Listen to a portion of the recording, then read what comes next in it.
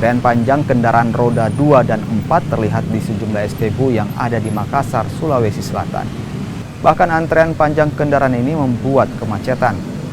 Menurut warga, mereka rela mengantre untuk mengisi bahan bakar lantaran adanya informasi harga BBM bersubsidi akan naik pada 1 September.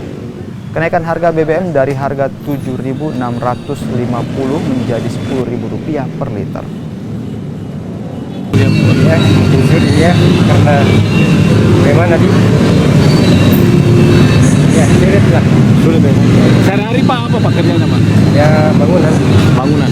Pak misalnya kalau dia naiknya seperti berapa besarannya Pak? Ya sekitar 8.000 8.500 sen.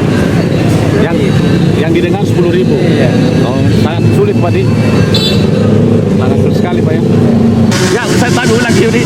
Ya kenapa antri Bu? Karena dengar-dengar katanya besok sudah naik BBM lain.